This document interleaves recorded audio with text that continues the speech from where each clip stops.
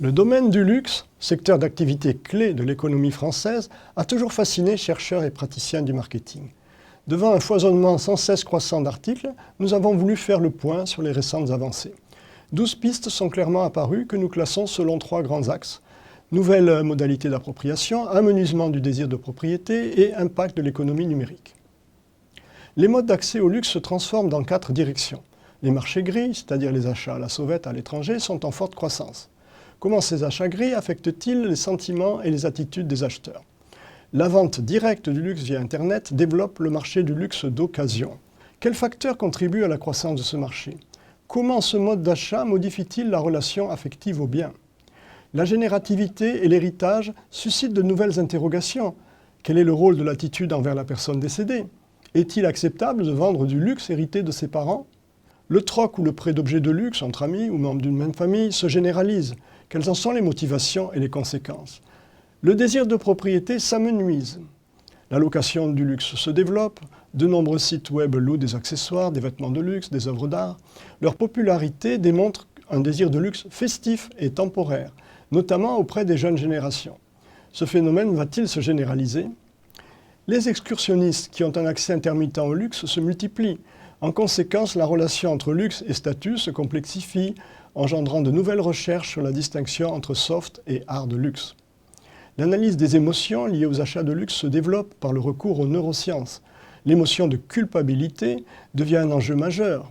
Les managers des marques, conscients du risque, mettent en place des stratégies de partenariat avec des associations caritatives ou de sauvegarde de l'environnement. Mais quelles sont les conditions d'efficacité de ces stratégies? La communication sur les valeurs traditionnelles de la marque, son caractère unique, ou le récit de vie du fondateur diminue. Elle cède la place à la pertinence personnelle. Le luxe ostentatoire recule au profit du luxe expérientiel. Faut-il développer l'histoire de la marque ou bien les récits de marque? La contrefaçon gagne du terrain de manière variable selon les contextes culturels. Quelles sont les conséquences de la connaissance de la contrefaçon lors de l'achat, lors de la découverte de la contrefaçon? Mais l'hyperluxe se maintient. Yacht coûtant des dizaines de millions d'euros ou flacon de parfum à 50 000 euros.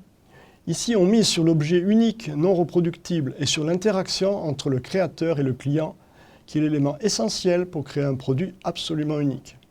L'économie numérique bouscule les règles de la distribution. Faut-il afficher le prix des produits de luxe dans les magasins ou sur Internet? Jusqu'où peut-on pousser des extensions de gamme vers le bas? Quel est le seuil psychologique au-delà duquel un objet est considéré comme luxueux?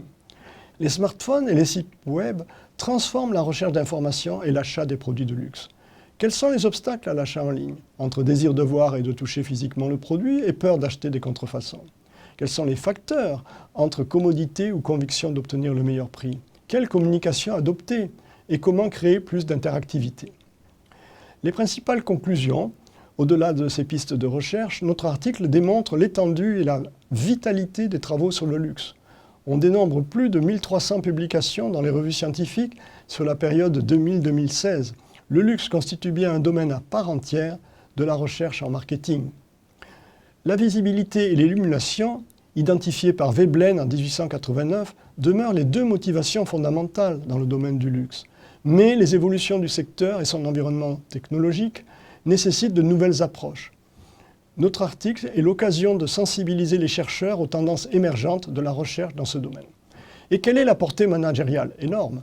Au niveau mondial, le marché du luxe pèse plus de 1100 milliards de dollars en 2017, avec une croissance annuelle d'environ 6% depuis près de 20 ans.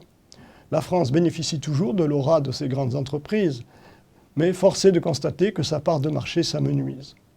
Une meilleure connaissance des motivations et du comportement des acheteurs de luxe contribue au maintien des positions commerciales d'un des fleurons exportateurs de nos industries.